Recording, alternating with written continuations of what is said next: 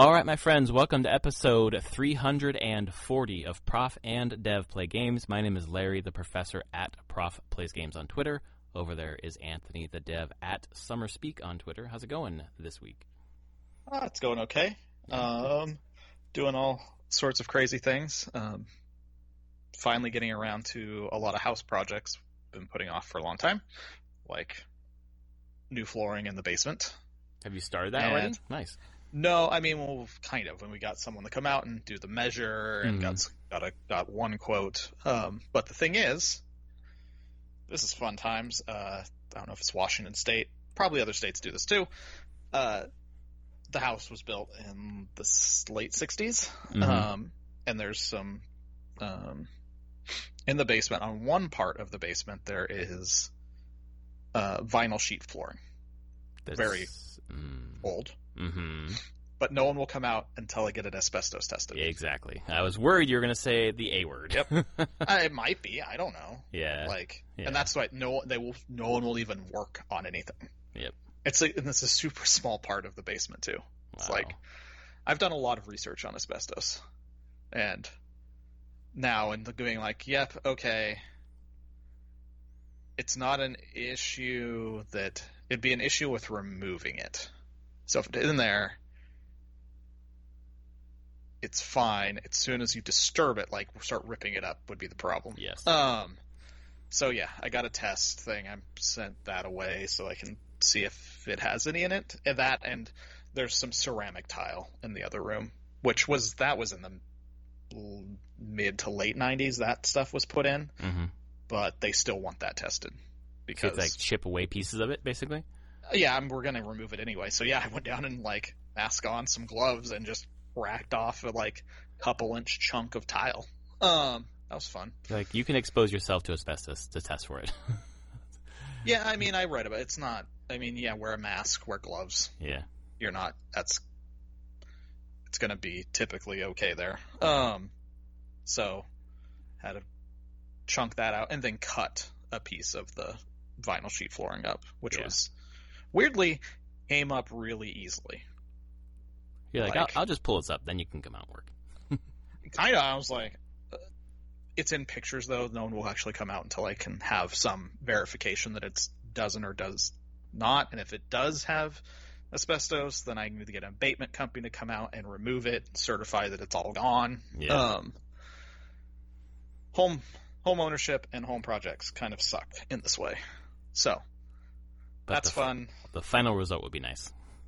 It will be, and it would be done pretty quickly once we can get this taken care of. That's nice. I think within a month. Oh wow. It would be in and taken care of. Cool. So the goal is to have it done by the end of summer, and then swap all the bedrooms around at that point.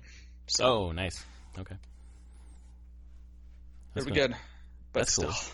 Yeah, for us, summer is projects as well. Ours is mainly cleaning up clutter. It's stuff we've just let lay for 6 months. While we've just been working and working from home, raising a kid. It's just no time to clean, so now we're cleaning. And it's all, it's not dirty stuff. It's just clutter, piles of mail or whatever.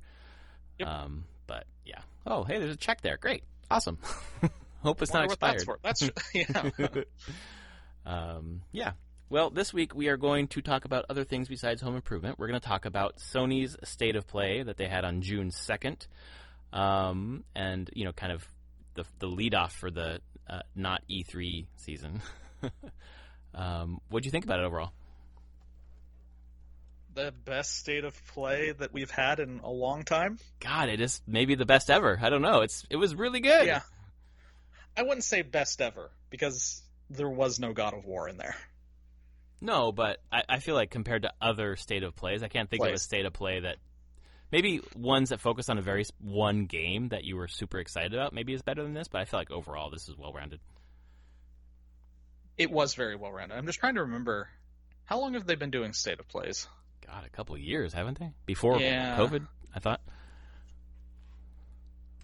Yeah, I'm very curious because I'm sure there's been some good ones over the years. There have just been some not great ones lately. Lately, for sure. Yeah. I can't think of the last crazy ones. I'm looking. They have a history of them. Back to 2019, March 25th, 2019 is when they started them. Yeah, that sounds right. That wasn't great. Let's see.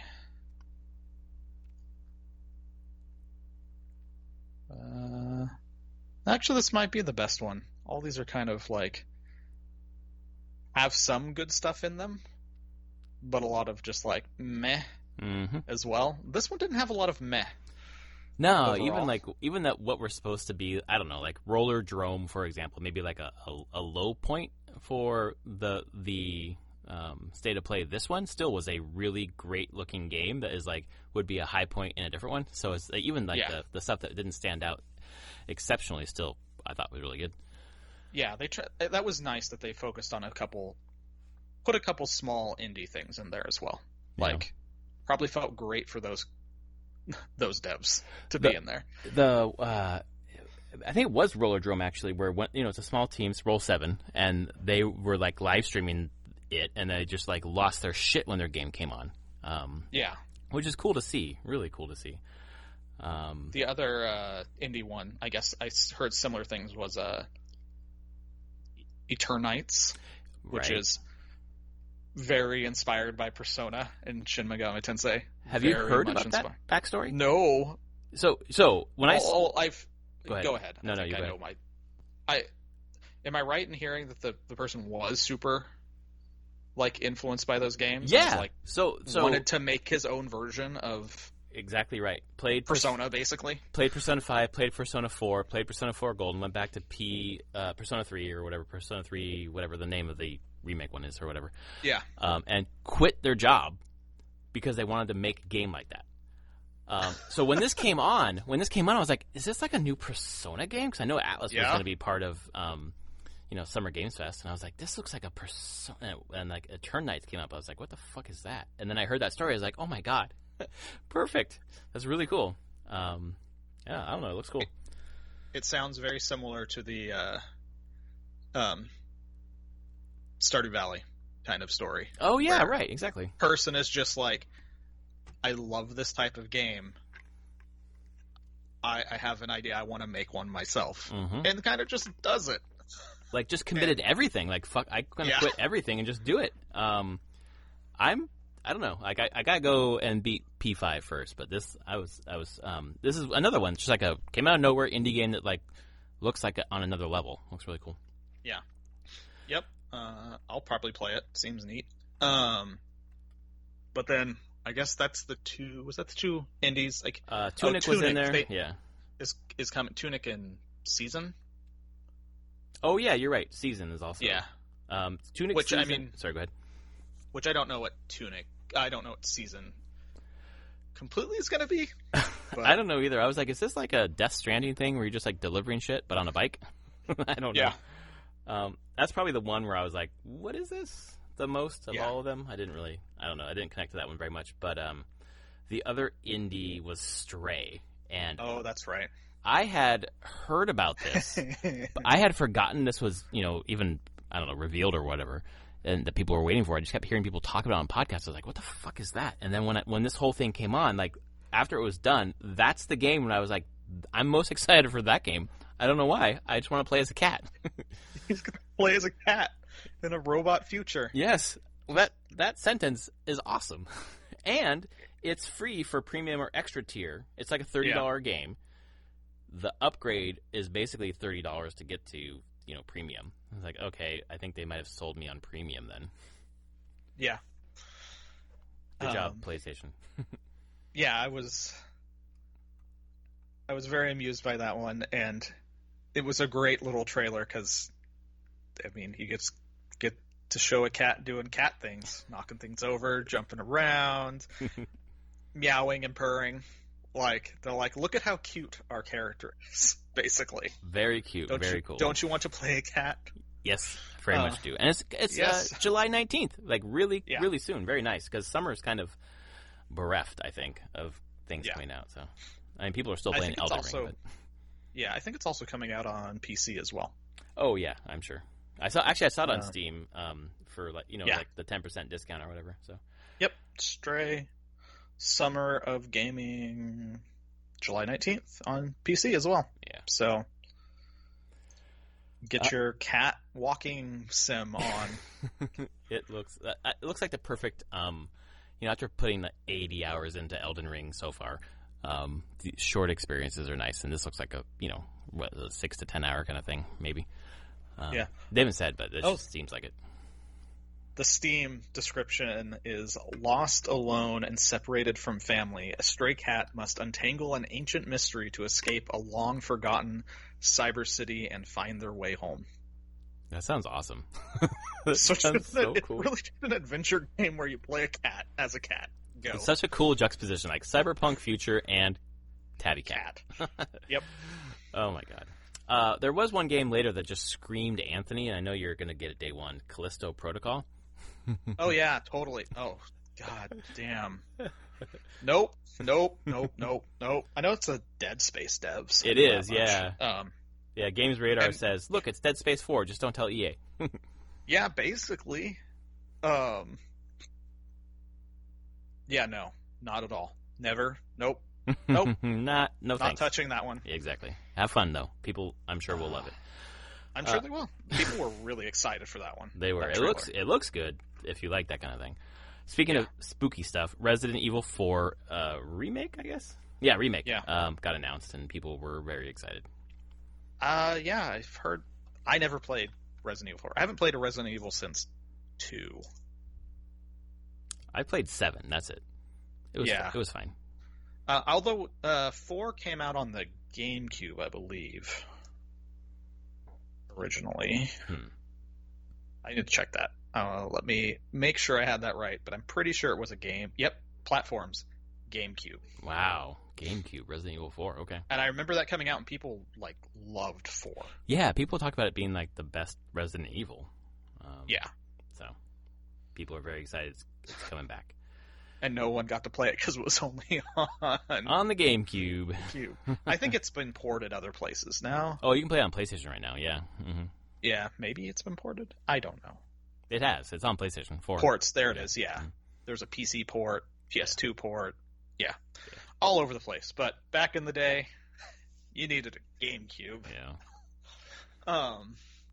But it looks cool, it looks pretty, and it kind of follows the Resident Evil remakes that have been happening lately. Yeah, 2, 3, I think now people 4. were, expecting it. Expecting it for a while. The RE engine looks really good still. It does, yeah. Capcom invested in that technology, and I think it's paying off for them. Yep. Do they use the RE engine for Street Fighter as well? No, that's not right. I don't think so. Yeah. I don't know, I guess. I'd have to check we can get to that later in a minute. Yeah. Resident Evil 8 is getting some PSVR stuff, which is basically looking at Lady Dimitrescu. Yeah, pretty much. I mean, let's be honest. That's why people are going to get that and just be like, what was the...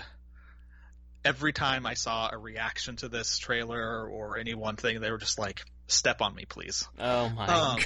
It's exactly the camera angle. I'm just like, well, yeah, that's correct, I guess.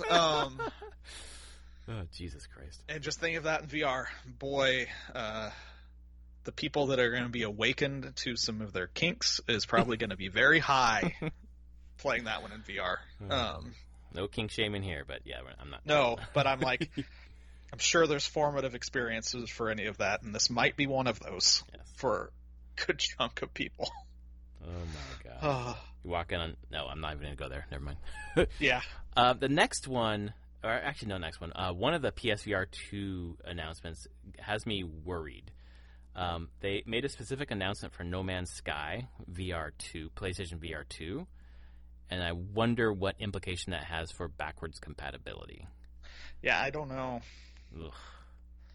They're going to have to make an actual version for the PSVR 2, and, some devs who aren't going to do that with their games, they're just locked to the PSVR 1. Yeah, it's hard to say if it was requiring requires an upgrade to work with the VR 2. Right. Or if it's just No Man's Sky and Hello Games being like, well, we want to do more, and this is better hardware. Mm-hmm. I wouldn't be surprised if they would want to use, the new motion tracking, better tracking and everything. But I don't know. it puts a little warning flag up for me. Yes. But it's not confirmed yet or how this is going to work. That's how I feel too. It just that just highlights the fact that Sony hasn't said anything about it. That makes me think, oh. Yeah. We'll see. The other VR game was that Horizon thing. Holy shit. I didn't know about this. I didn't know. I don't think anyone knew really about it. Okay.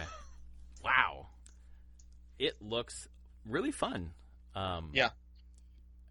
I don't know, man. The fidelity kind of is staggering. I think PSVR 2 is going to look quite a bit better than PSVR. Yeah. Have they said that PSVR 2 is going to be PS5 only? Oh, I don't know, but I assumed so. But I would assume as well, because I don't think a PS4 could actually have the power to push that many pixels. I've only ever seen PSVR 2 discussed in relation to PS5. So no, it will not be PSVR 2 is PS5 only. Yeah, that makes sense. It looks like a full. I mean, they haven't gone into a lot of detail yet, but it looks like a full campaign, not just like a little experience. Yeah, I'm pretty sure it's bigger than that. I will say, when I saw it, like, it's very Horizon everything. It looks like the gameplay of every other first-person VR adventure game. Mm-hmm. Climbing, shooting, grabbing objects. Yeah. And that's not bad, but it definitely makes me like, have we already hit the point in VR where we're just getting the same thing for a bit here? Mm-hmm. Like, that's cool. You can flavor it your own way, and this is a very flavored Horizon. That could be a lot of fun, but I'm like, we can't be out of the innovative space right now, right? Like, yeah, maybe there's more to it. I mean, or maybe they, the I don't know, machine combat adds such a layer to it that maybe that's the differentiating factor. But yeah, I'm not saying it looks bad or anything. It was just more of a thing of now seeing a bunch of VR trailers of this type of game, and they look like mechanically the same game, right, for the most part. Like, is this terribly different than Half-Life Alyx in a lot of ways? Yeah. I mean, they have different details in their mechanics, but you're doing the same things. Yeah. Although I wonder if I still want to know what the movement's like in this, because I was watching and I was like, I think I'd puke. Yeah, that's always a concern for me with VR. Like, because they're climbing and like the jumping and stuff. I'm like, for me, it's like fucking machine combat. Like how frenetic that is. Like, yeah. I got sick in Skyrim when I was just walking around at the beginning, Yeah. But that was on, PSVR 1. It was, the frame rate, who knows.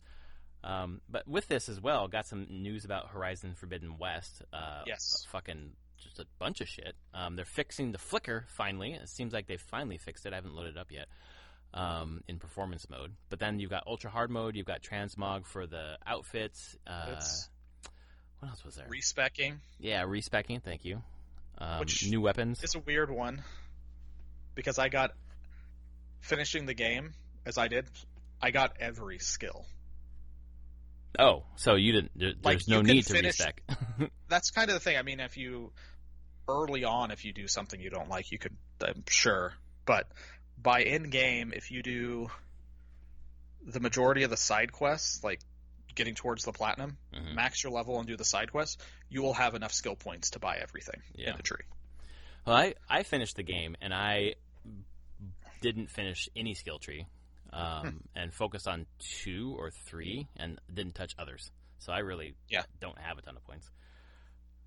They had New Game Plus as well, which is cool. Yes. So that was the other thing. And I just, looking back on it, I was like, God damn, that game was so fun. Like, I spent so much time with that and then moved on to Elden Ring and, forgot some stuff. But, man, this game was fucking great, dude. It really was. It's just unfortunate that it came out right before Elden Ring. Yeah, man. Oof. Yeah. We got to reveal that Spider-Man Remastered is coming to PC in August, I think. Cool. That was not the one I expected, but awesome. Well, and then they said in the blog post, and also Miles Morales. Like, why didn't you I was wondering about that. There we go. Why didn't you just say it in the fucking thing. Yeah. But man, Spider-Man has sold 30 million. Holy crap. So put it on PC, I just can't imagine it's not going to double. Like, people, double dipping, but also playing for the first time. I mean, it's great. Their strategy of, like, putting their, 4-year-old, 5-year-old games on PC is pretty awesome. Yeah, that's, I think, working out very, very well for Sony now. Trying to think when the next... So we have this... I mean, I assume at some point we get... What else would we get? It's the next, like, first party Sony Ghost stuff. Ghost of Tsushima, I would assume. Yeah, actually, that's probably the next one. Yeah. I would probably sometime this fall they'll announce that. Yep. It's just funny.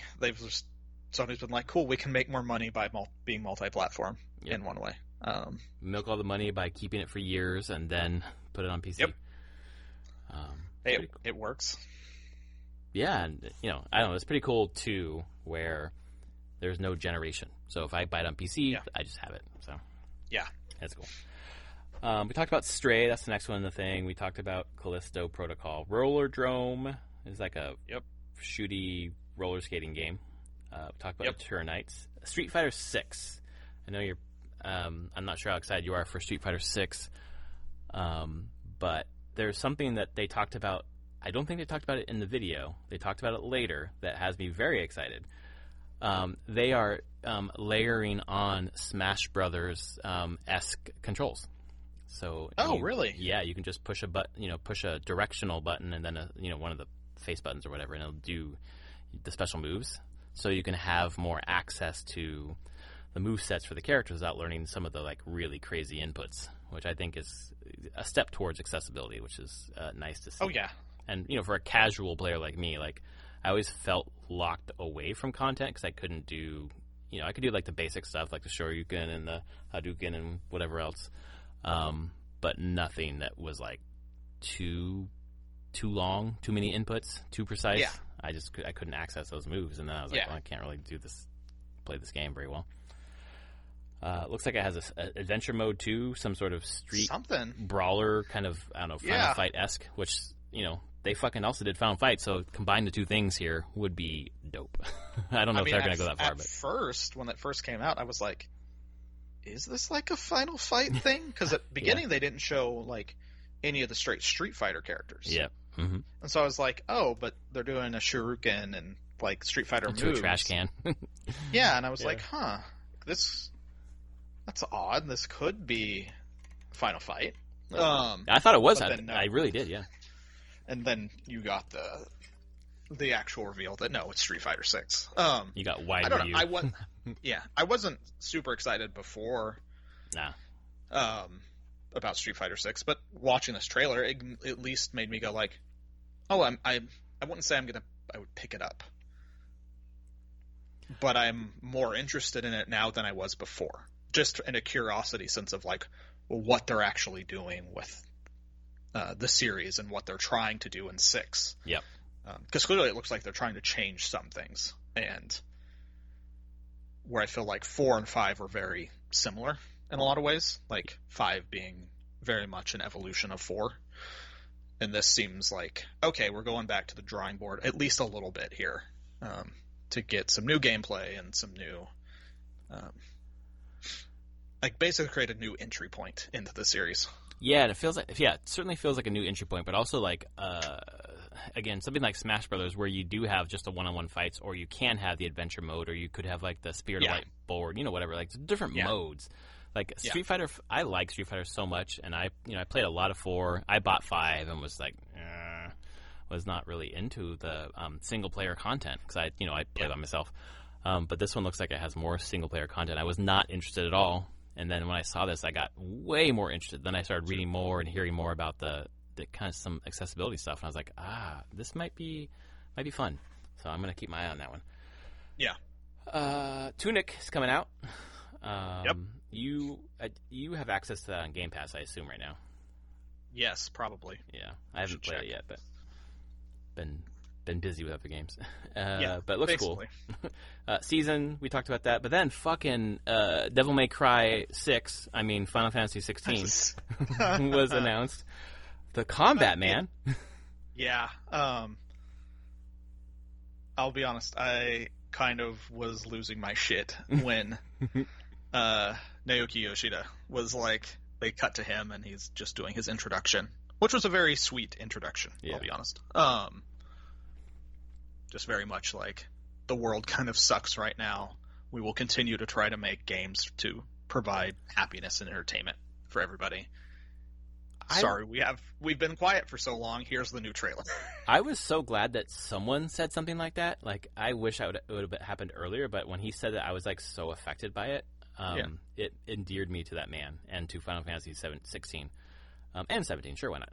I'm endeared to that man because it's true. Like, and I think that's kind of if you play enough Final Fantasy 14, you see that the sentiment that he's saying there is a sentiment that runs through that Creative Business Unit 3, that team.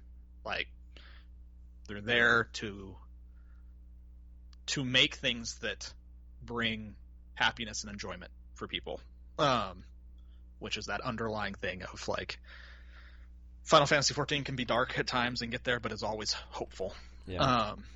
And they think they just truly understand that as a team. And why, when they make statements like that, it kind of is affecting. You're like, oh, yeah, all right, you know why you're doing this. Yep. And you are paying attention to the world and know that you're making a fucking game, and some things are happening that are more important than games, but games are also important. Yeah, media and entertainment still serve a place to. It's why I make games and try to do things. Is that there's a lot of bad shit in the world, and there's a lot of bad shit that people go through, but people look to media, books, movies, games, any other kind of hobby like that as escapes from that, where they can find at least a respite from all of that. Yep. And it's nice to give it to them. So very much happy for that. And then we got the trailer, and I am so down for this game. Like, let's see. Combat looks fucking wild. And really wild. Doesn't surprise me. The staff listing, the guy, should bring that up. I think I posted that in our Discord, because I posted it freaking everywhere. No. Posted to a different Discord, because I figured none of you would know any of these names. Nope, probably not. But it's like Devil May Cry 5 guy, isn't it? Or yeah, so go through them. Producer, Naoki Yoshida, Yoshi P, who did the introduction, well known from Final Fantasy XIV, A Realm Reborn, turning that whole thing around, and basically guiding it through to its complete success today. But he was producer for, worked on Dragon Quest X and Dragon Quest Monster Battle Road. The main director is Hiroshi Takai, who worked on Final Fantasy V. Wow. Saga Frontier, and The Last Remnant. These are old. Yeah. Like, he's long time Square Enix.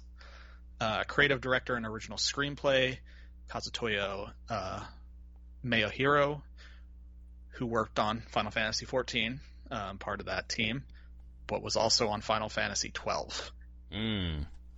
I'm excited for that. Yeah. He's doing the screenplay. Yeah, I'm excited. And Last Remnant.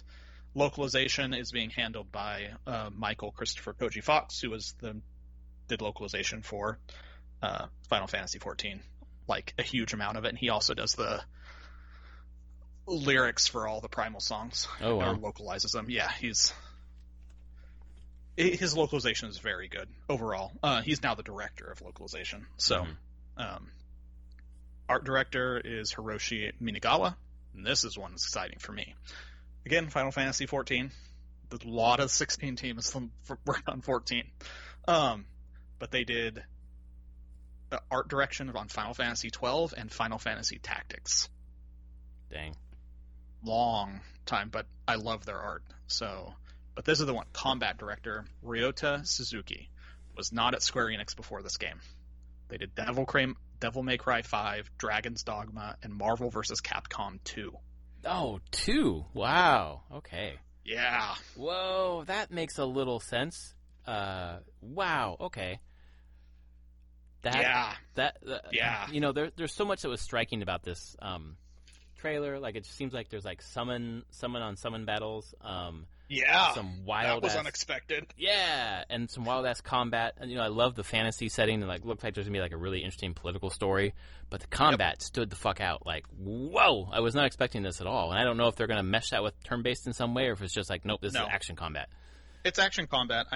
I saw some stagger stuff in there, and it looks like I saw stagger stuff, and I should say like under the player's health bar were like 3 other small beaters that filled. So I'm wondering if it's similar to Final Fantasy VII Remake's combat, which was an evolution of 15's combat. Just, I would say 7 refined that action combat to have some of that turn-based feeling a little bit, where you're going, but slow things down. You can spend your ATB bars to cast spells, do abilities, and part of me wonders if it's going to have some kind of system like that. But from what Suzuki has worked on before, I expect that it's going to be very snappy combat.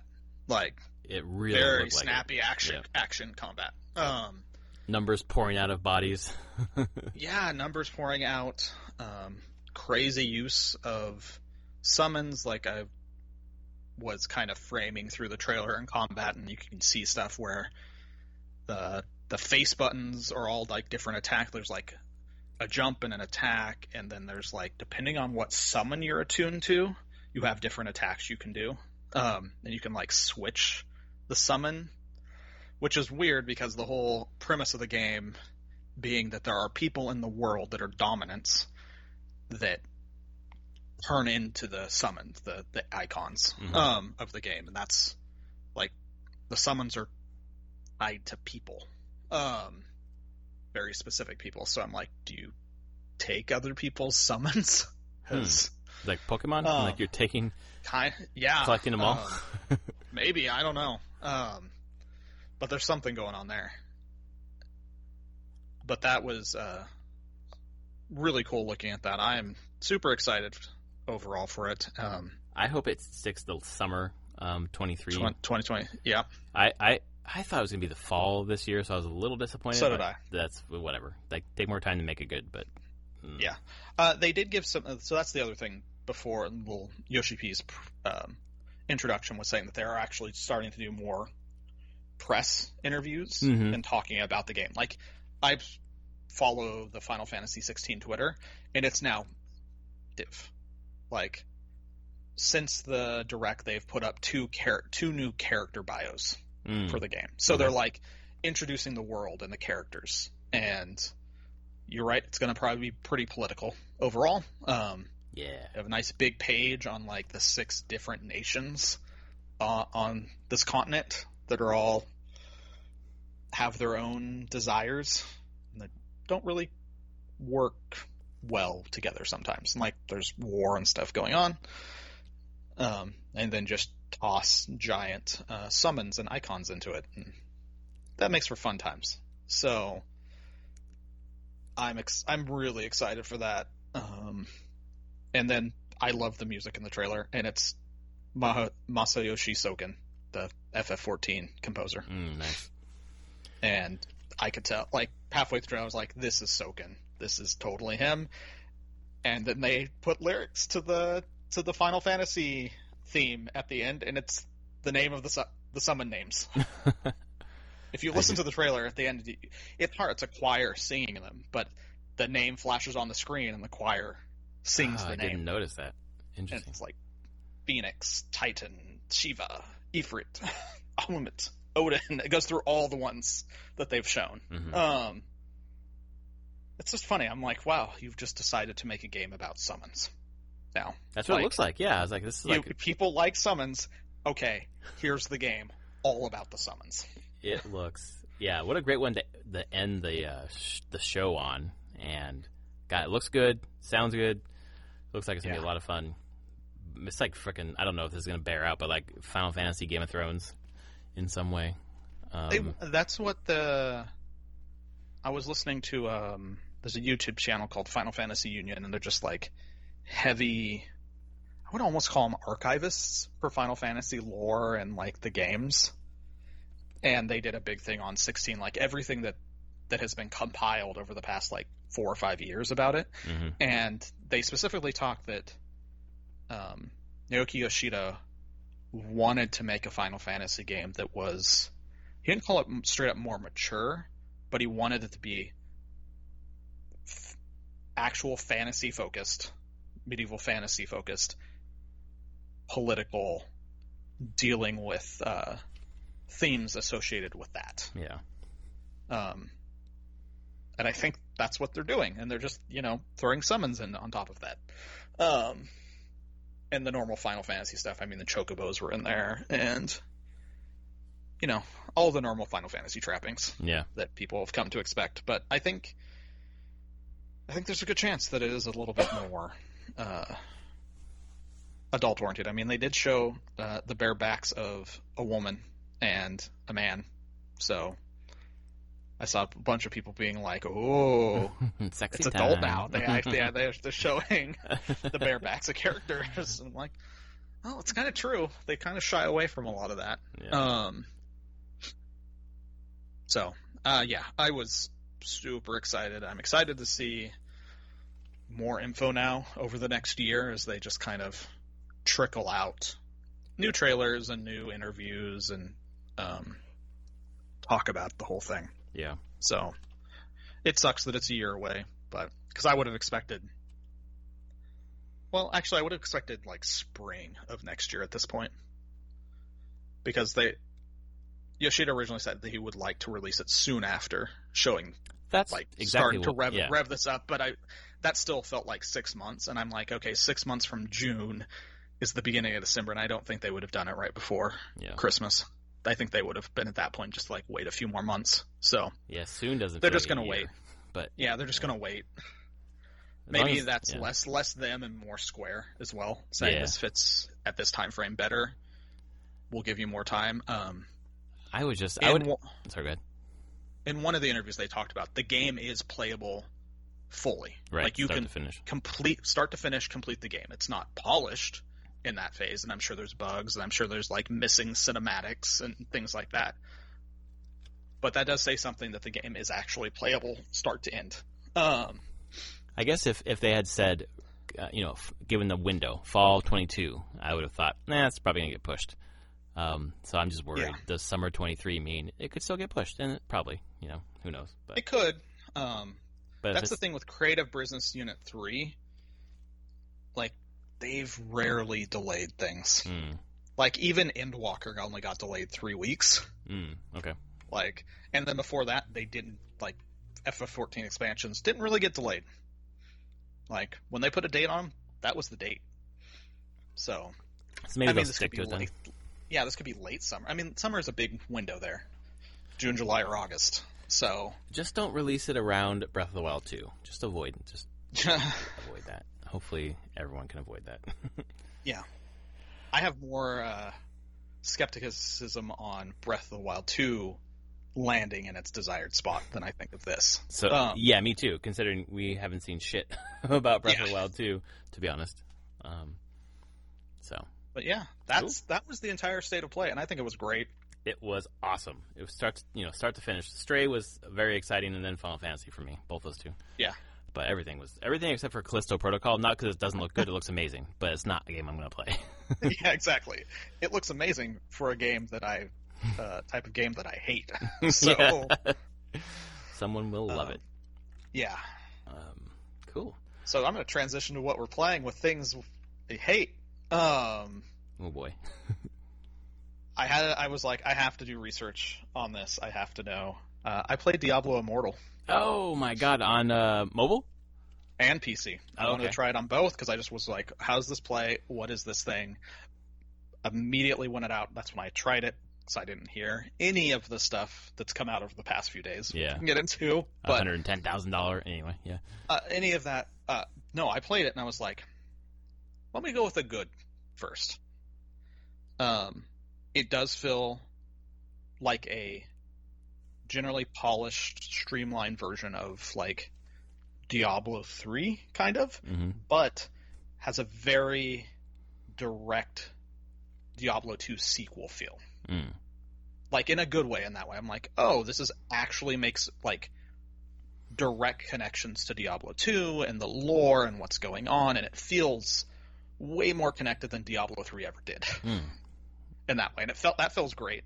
The actual gameplay, fine, it's a mobile action RPG, even on PC. It's simplified, but it still gets that feeling across. Pretty snappy abilities. Their classes feel fine. And if it was that, it'd be like, cool. Like, that's great. And then the monetization hits. Yeah. And it hits hard. And I'm not one who hasn't played free-to-play games. I played plenty of free-to-play games. I played 150 hours of Genshin. Yeah. And Genshin's monetizes pretty well. Genshin has nothing on Diablo Immortal. Like, the absolute in-your-face nature of all the monetization in Diablo Immortal is insane. It's like every type of free-to-play monetization, except an energy system. Oh, okay. So they don't have energy. You can play as much as you want. If you just want to go grind things, but to actually progress your character, you're gonna either be playing Decade or spending money, and a good amount of it. But it's like this is like a bad thing of, you're just like, wow, the monetization just gets in the way of the enjoyment of the game. Because every time I was like, oh, I'm getting into the rhythm, this is pretty cool, you get popped up with something you need to like, hey, you want to buy this? Like, beat the first boss, and it's like, cool, you beat the boss, you get some loot on the ground, some items, but then there's this like little flashing thing in your menu to open your menu, and it's like, look it, you've unlocked the ability to buy this like this bundle for beating the first thing, and it's like $1 or $2, and it's way better. It has all this currency type stuff and things in it, and you're like, so I beat a boss, and then I get presented with, do you want to buy something? So is it like you don't have the complete loot because you have to buy part of the loot you should have gotten? No, you got the loot, but there's a lot of stuff where you need to spend resources to upgrade and do things like that. And so this is a quick way to get those resources. And I definitely was playing. I played a few hours, and I hit the first wall, which wasn't a money wall per se, but it just hit a thing of being like, oh, I can't continue the main story until I'm level 40. I'm level 36. So how do I grind? Oh, I go do the challenge rifts, which are free, and just keep going through those. Or you have to run, I don't remember what the other one's called. You use Elder Runes, and you basically open rifts, like Diablo 3 rifts. But the Elder Runes one you have Elder Runes, which you get 1 free per day, or you can monetize to get more. Yeah. And that's how you level up your gems, like your legendary gems that are like one of the key parts of your gear. I don't know. It's a ton of that there. There's a battle pass, of course. Yeah. You're directed into that all the time. I don't know. It just feels like it takes every type of like Eastern MMO monetization and just like, we're going to do it all instead of picking and choosing like what might be best. Yeah, they're just like, no, just do it all. Sounds like Activision. So yeah, it totally does. And yeah, I was like, should I be playing this? I don't really want to play anything. But it's free. I'm not giving them money, so they get a data point of they have an extra player. And if your playing leads to you bagging on it on our podcast, that's kind of it. Time well spent. And that's the thing. I've heard people talking. I'm like, man, I played Genshin. I never felt like huge amounts of like constant pressure to spend money or being presented with it in Genshin. Like Genshin, totally, it's like gotcha. You can get all your characters. Yeah. But if you can basically be like, fine, I'm not gonna spend money to get characters. Okay, then I think I've thrown them $15 over my 150 hours to be like, I'll get your battle pass. Yeah. I'm playing enough where I'm gonna max that thing out. But it never felt really, I guess the word is predatory at all. Like it is kind of, because if you're addicted to the gacha gambling kind of thing, yeah, exactly, totally can be. Like that is slot machine like crazy.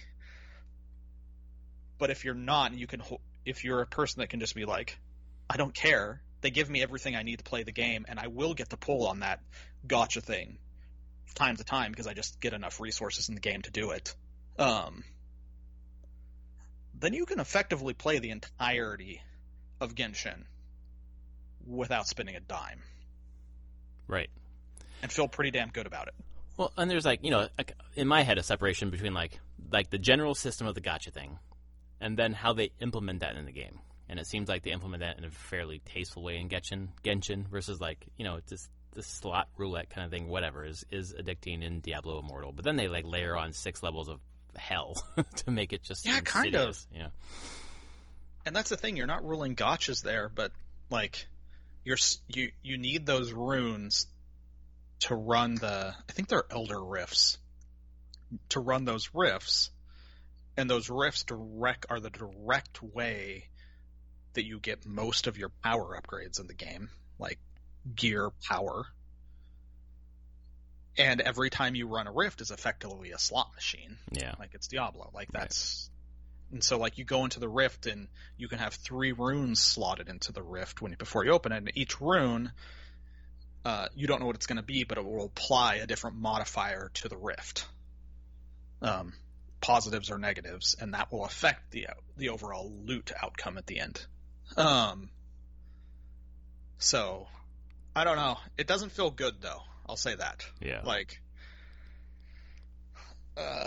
it's not great. And it's getting fairly negative feedback, right, online? Oh yeah, it's getting huge amounts of negative feedback. Okay. Which honestly, a lot of people are complaining about it. Are complaining about things that I'm like, no, that's been in mobile games for like a decade. Like, it's clear to me this game is introducing again. Breaching the dam that has been people that have not messed with mobile games ever, being like, what the hell is all this shit? And you're like, no, that's what mobile games are. Yeah. And they're like getting very angry about it. I'm like, well, that's just kind of what it is. Right. It's like people are playing it because they like Diablo, basically. Yeah, because they're trying it out. And it's like, no, that entire section of the market that you've ignored for most of your life, well, this is what it is. Yeah. In its worst form. Here you go. Guess what? This market makes more than all your other markets because of this crap. Yeah, exactly. Yeah, because that's actually the worry I have now. I'm waiting for numbers to come out because I have a feeling this is like, even people are ragging on it. They're spending money on it. I bet it's making so much money. Oh, gross. Fucking gross. Because, like the headlines today were like, to fully kit your character out, it's like $110,000 you'd have to spend in Diablo Immortal. So yeah, that's my worry too, is like the negative feedback, who cares? Look at our bottom line. Woohoo. Yeah. I mean, but that's what mobile games have been for decades at this point. Yeah, but then, so like a traditional game publisher or developer looks at those numbers and says, fuck making Diablo 4, let's make Diablo Immortal 2 kind of thing. Kind of. Or how can we take things from Diablo Immortal and put it in Diablo 4? Oh my God, Anthony. That is the more way you should think about it. I don't want to. That's totally right though. But I mean, look at I'm trying to think of different games that, and like, let's just go with EA to a point on that. They made Titanfall 2. What's the next game Respawn made? Apex. Yeah, Apex. Apex is free to play. Has Battle Pass. Like, they didn't make Titanfall 3. Yeah, well, and Apex is making money hand over fist versus what Titanfall 2 even did. Or one. And so that is the type of direction that it can go. Yes. Exactly. And I'm not saying Apex is bad and Respawn's doing a bad job. I think they're pretty respectful in how they handle their monetization and everything. But with limited resources, you want to maximize your ROI. So yes, you do, and that's what most of these big publishers want to be doing because that's what their shareholders expect. Exactly. Yeah, I mean, you've seen them. The mobile free-to-play and the battle passes and the microtransactions, MTX stuff. I mean, look at all of Ubisoft games. Yep. And Assassin's Creed. Even the last one, Valhalla and Odyssey both had plenty of things you could buy in that store to speed up your leveling. Mm-hmm. Do you want to pay money to just skip the grind of the game? Yep, just buy resources, buy character pack skins, whatever. Yep, totally. And then at least that you could ignore. You don't have to go to the store. But then you have to think here, and I don't think this is the case with Odyssey and Valhalla, but it immediately puts in the mind of, is the game balanced in a way that pushes people to buy that? Yeah, right. Is it a something that you can just ignore, or really we're making this kind of a pain in the ass, so you buy this? It came up actually with the Horizon. The one thing I forgot about with the update was that they added to the Herbalist, I believe, that you could buy animal parts. You couldn't do that before. And that was the one thing that was annoying for me in that game, where I didn't have enough parts to upgrade pouches. I'm like, can I just fucking buy this shit? With in-game currency, whatever. But I was like, with shards, but that's, you can just tune a game where you're like, just let me buy it so I don't have to waste my time doing that shit. Like, oh boy. Yeah, and you could tune it against something that uses real-world money to do it. Mm-hmm. So is this a beta, or is this full release? I don't know. The PC says beta. I don't know about the mobile, if they consider that. I think it's fully out. Okay. On phone. I will say the PC controlled fine. The UI kind of sucks for PC, but I didn't go in expecting different, because I expected it was just going to be the mobile version of the game on a PC. Yeah. With mouse support, and that's totally what it is. The UI is definitely designed for mobile screen, so it's big and chunky. Mm-hmm. You don't click a piece of gear and drag it to equip it. You click the gear and hit the equip, and there's a button that says equip. You click the equip. It's a mobile game, and that's first and foremost mobile game, not PC game. They're just giving you the ability to play it on PC. Yeah.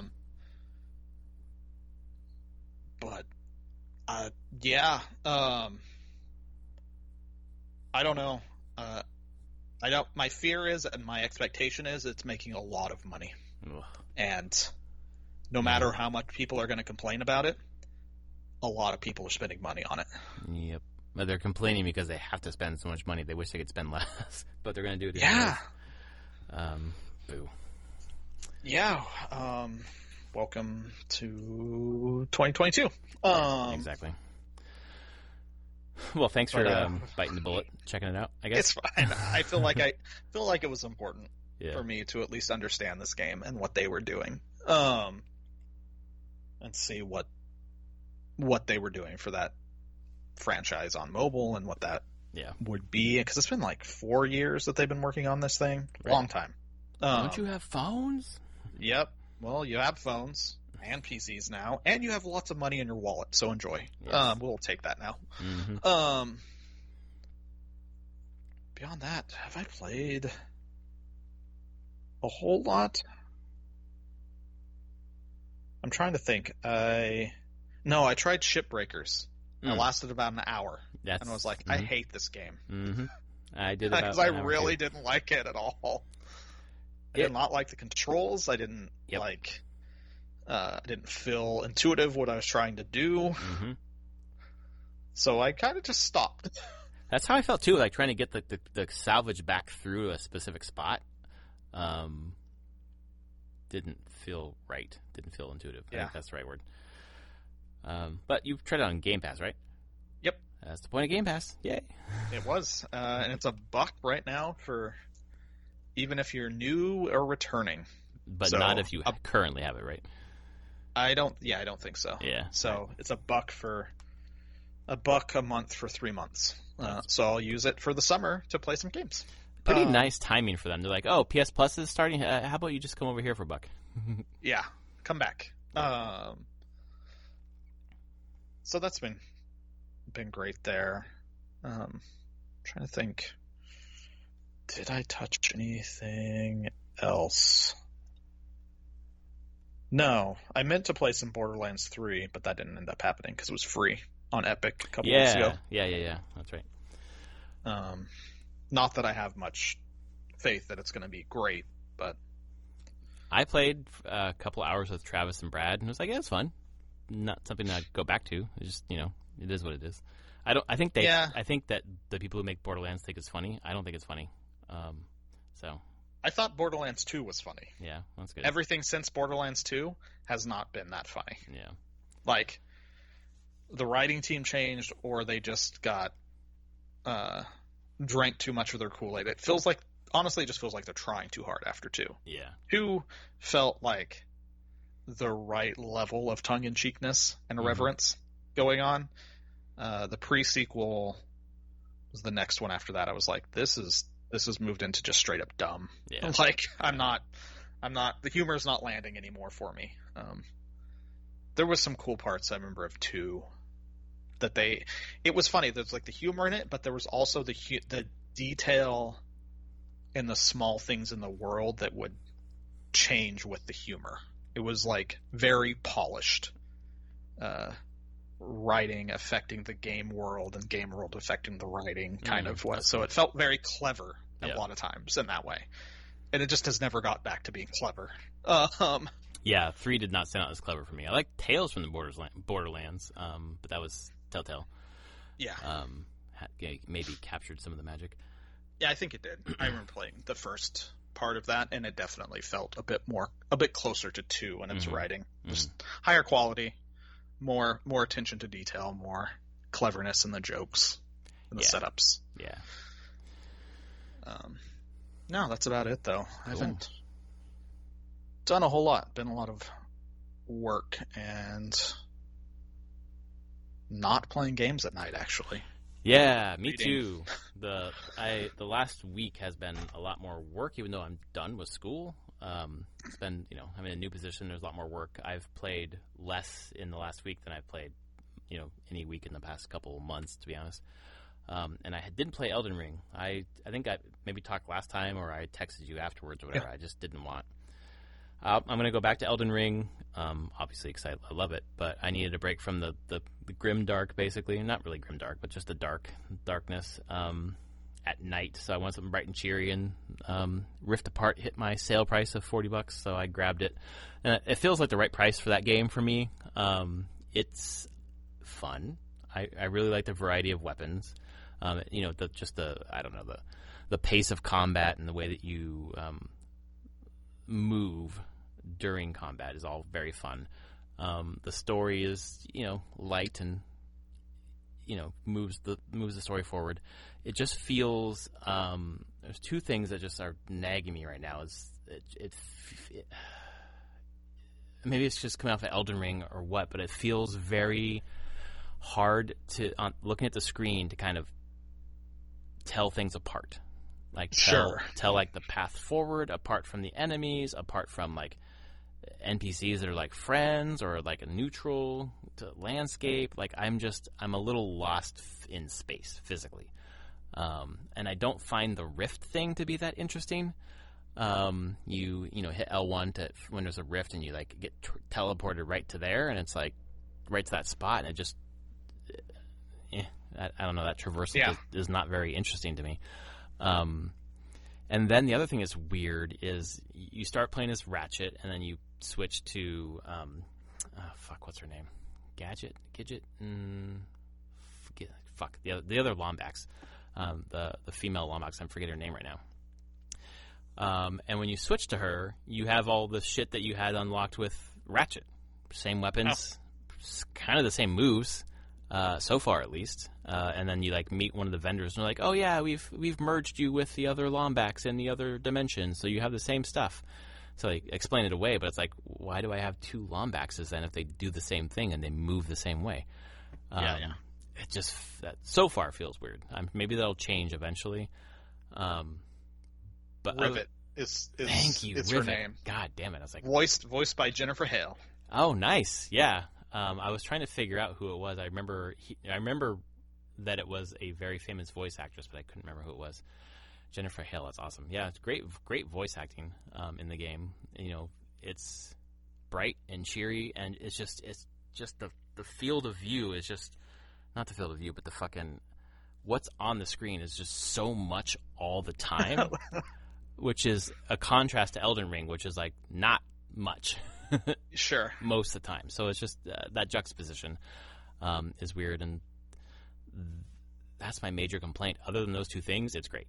It's really fun. It's worth. I think it's worth that price for sure.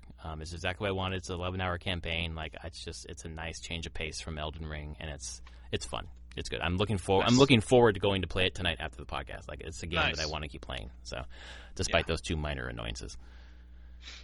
And that's it. We played a little bit of Miitopia with my daughter, but then my wife and I thought that my daughter might enjoy the show on Netflix called The Floor is Lava. I don't know if you've seen that. Oh yeah, I know what it is. I haven't seen it, but I know what it is. She like okay, the last couple of weeks, maybe the last month or so, has been like Moana, 24/7 songs, audiobooks, the movie. Play acting, but be worse. We love it. Like it's great. Like seeing her so passionate about Moana has been awesome. It's like it's at a whole nother level. She's like me, where she gets obsessed about the new thing, and just digs into every single aspect of it. I did not expect her to do that with The Floor is Lava, but she is. She wants stories about it. She wants an audiobook about it. She wants to watch it and to talk about it and to play. Like, we've been playing all weekend. We've just turned our entire house into an obstacle course where she can't touch the floor. And she's just so into it. We haven't played games. She wants to watch episodes of The Floor is Lava. So, there's that. It's TV PG, but, they're adults, so they say things sometimes. Like, one of them said ass today, and I was like, God damn it. Like, I don't want her to be, listening to some of that kind of language, but my wife feels slightly differently, so we're allowing it, I guess. Because it's, like, infrequent, and she doesn't really notice, but I think she does. Yeah. I think at some point you just thought, at least we stopped caring about the language they were old enough that we could have the discussion of being like, yes, people use this language. You may hear us use this language at times. We got to explain the context of using it. Yeah. And, like, you don't use this at school. That's when they were going to school, around your teachers or to other people. Like, you don't hear that's the thing of learning the context of we're not saying this to other people. Mm-hmm. It's flavor and color to stories and things we're telling. Yes. Well, and I'm gonna have to let it go once she goes to kindergarten because I'm not around her. Oh yeah. At that point it's over. Who knows what's gonna be said there? Well, we were at soccer this weekend. She is in a soccer,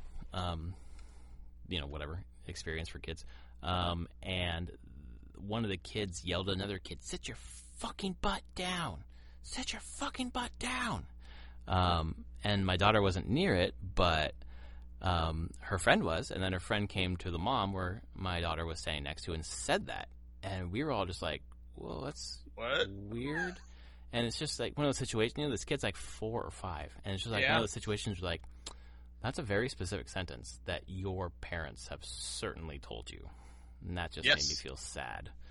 Yes, because my daughter doesn't know what that means. Has never heard those words. Yeah, we definitely make sure we never use words like that directed at them. kids. At them. You're cussing at them. It's like when we're telling stories though about and usually it's not. It's usually, let's be honest, fucker shit. They're gonna be in there, and it's mostly about random things, or they'll hear it when we just my wife has sometimes when she's making dinner has Critical Role up on her laptop. Oh yeah. Mm-hmm. And she's like. Yeah, guys, you're going to hear them. They're going to curse. But they're not cursing at anyone specifically. It's just part of the whole thing. But yeah, we never at them. I don't believe my kids have ever cursed at us directly. Not when you're around. I don't even think we've. Yeah, at least that's where I go. Like, not where we're around. I mean, we've never got a "I hate you." Yeah. Wow. That's pretty impressive, actually. That is impressive. I'm waiting for it. Mm-hmm. Like, we get "I hate this" mm-hmm. and things like that, but we've never had an "I hate you." Wow. So that is impressive. But I mean, I guess that's a thing of maybe we just don't. They never hear us say anything like that. Yeah, exactly. So I don't know. Like, that's the thing, is that they're going to hear the stuff, and all I can hope to do is educate them on best practices going forward with using language. Yeah, I need to let it go. Your daughter is a little young, so that's hard to instill the logic behind why you would do these things. You know, for the most part, it's been like in situations where like she can't really hear it. Like, you know, in a Foo Fighters concert where Dave Grohl says like "fuck" every once in a while, she can't really hear it, and usually because I cough when he does it, and my wife is like, "That's drawing attention to it." I'm like, "Yeah, but she still can't hear it." But I need to let that go pretty soon. Yeah, that's so weird. So yeah, we've been watching Floor is Lava, but the game I've been playing is Ratchet and Clank Rift Apart, and it's pretty fun. Nice.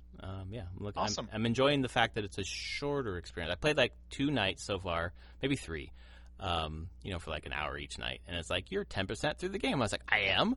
That's amazing. Nice. That's great, because I feel like I've played 80 hours of Elden Ring, and I'm like 5% through the game. Yeah.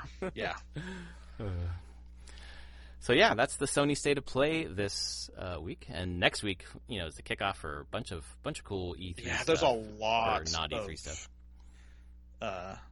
Conferences or online events over this week. So I think we're gonna have a lot to talk about next week. Yeah, and at some point this week, it has to be this week. At some point this week, Nintendo's going to announce they're going to have a fucking event the week after, when they usually do. They have to, right? God damn it! If we don't have a Nintendo event, I believe it. Yes, it will happen at some point. Yeah, I want it soon. I want to know about Wind Waker on Switch so I can stop worrying about where my Wii U is. Like, did the Exterminator steal it? I can't imagine that. Why? But it's not where it should be. I don't know, man. I don't know. I just want to let it go. All right, folks, that was episode 340 of Prof and Dev Play Games. If you like us, please rate us on your podcast service of choice. Tell your mom, tell your family, and we will see you next week. Later, everyone.